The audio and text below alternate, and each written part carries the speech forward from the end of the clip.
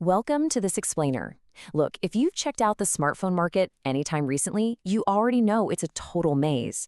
I mean, between the marketing jargon, the flashy ads, and spec sheets that basically require an engineering degree to read, it's a lot. But today, we're cutting right through all that noise. We're going to dive into navigating this incredibly crowded market to find the exact Android device you actually need. And the best part? We're doing it without overpaying for features you're literally never going to use. So let's start with our guiding philosophy for today's explainer, which is captured perfectly right here. I'm being real with you, no hype, just practical recommendations. That is the vibe today. We are looking at 10 solid available options with absolute zero hype. Just practical, straightforward advice tailored specifically for, say, a 34-year-old Kenyan man. We're talking durability, longevity, and real-world utility, not just whatever shiny phone happens to be trending on social media today. Here's our quick roadmap for today. Number 1, no hype, just real advice. Number 2, premium flagships for the best experience. 3, upper mid-range for the best value. And 4, the reliable daily drivers. Let's get right into it.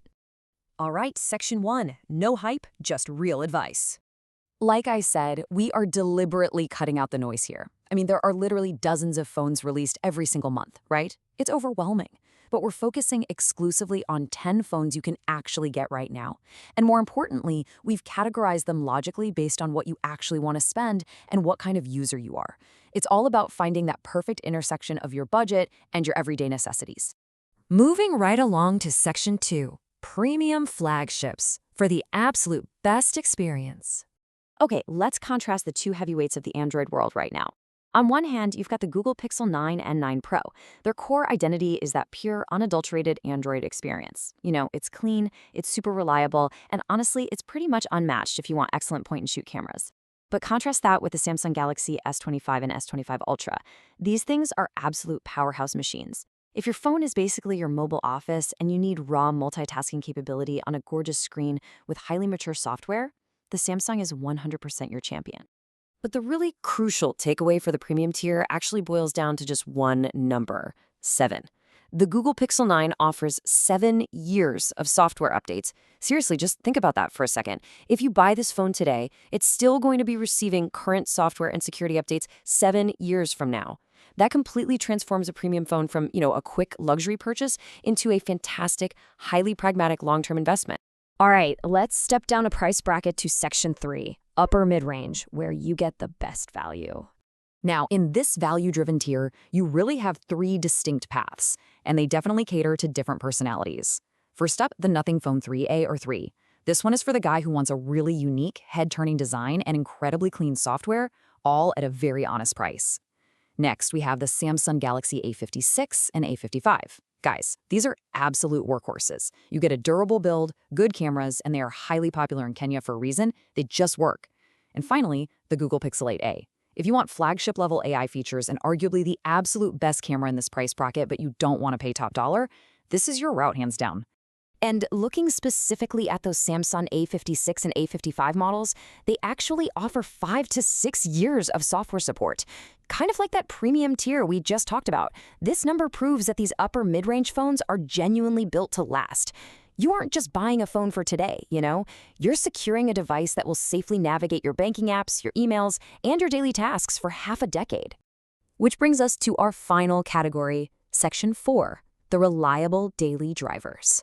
So when you're shopping in these more budget-conscious tiers, you really have to ask yourself, what kind of user am I? Are you looking for the raw performance kings? Devices built for heavy gaming, packing massive batteries, and incredibly fast charging? Or do you want trustworthy stability, phones with proven software, really solid build quality, and brands that offer strong, easily accessible support right in your area? It's a real trade-off. Let's say you lean towards wanting power on a budget. Well, the Redmi Note 14 Pro Plus offers incredible battery life and super fast charging, meaning you're pretty much never tethered to a wall for long. But on the other hand, the Poco X8 Pro completely dominates in raw performance.